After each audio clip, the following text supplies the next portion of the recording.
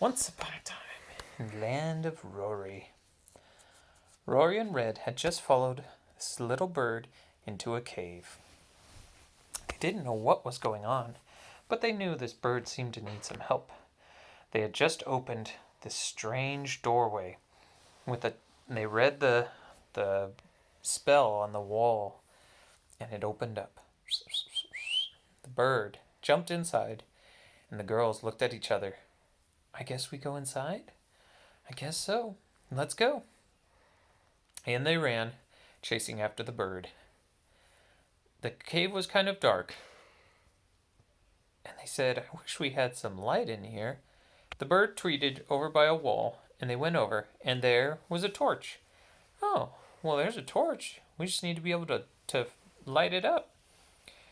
They went over and went outside to see if they could find something to start a fire with. They found some stones that they needed to start a fire, and they started a fire and lit the torches.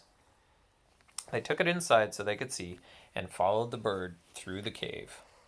It winded around and around until it came to a big open space, and there was a fountain in the middle, a beautiful blue golden fountain with blue water and gold all around it, and the fountain sprayed water up straight into the air, and the bird circled around the fountain.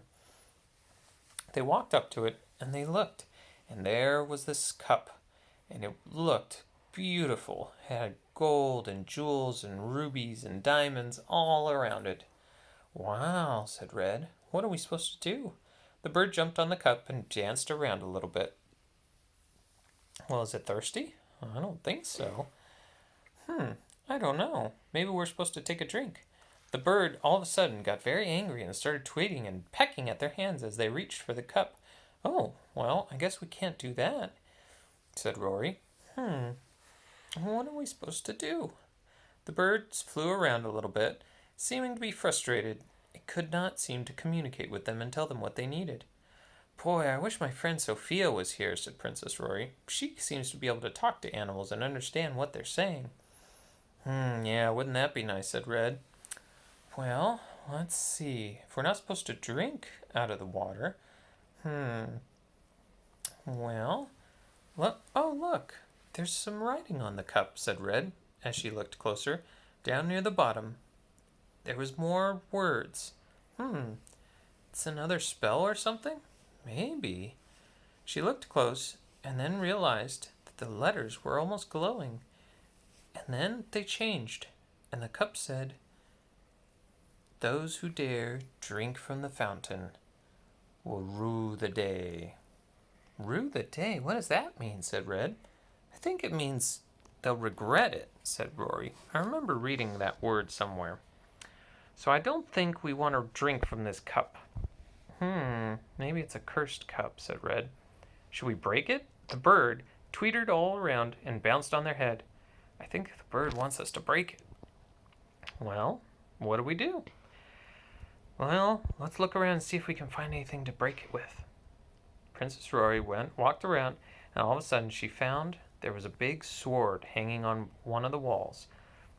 She pulled it down and took it over. This is heavy. I don't know if I can do this by myself. Well, come on, maybe together we can do it, said Red. And they both lifted up the sword and slashed down on the cup.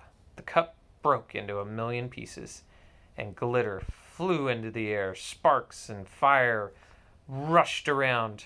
Oh my goodness. And the bird was engulfed in the flames. Oh no!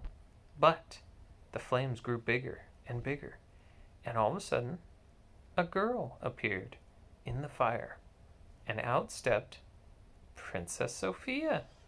Sophia, said Rory. Oh, thank you, Rory. I needed that help. I was just talking about you. What were you doing as a bird? I got trapped in there. There was an evil queen that had made me drink from this cup, and then it turned me into a bird. I didn't know what to do. Well, thank you for saving me, said Sophia. Well, what are we going to do now? Well, first we better get out of here. You already broke the cup, so that's good. But I need to get home. Well, come on, said Red. Let's see if we can get you out of here. They all ran out of the cave. and worked their way back towards Princess Rory's castle.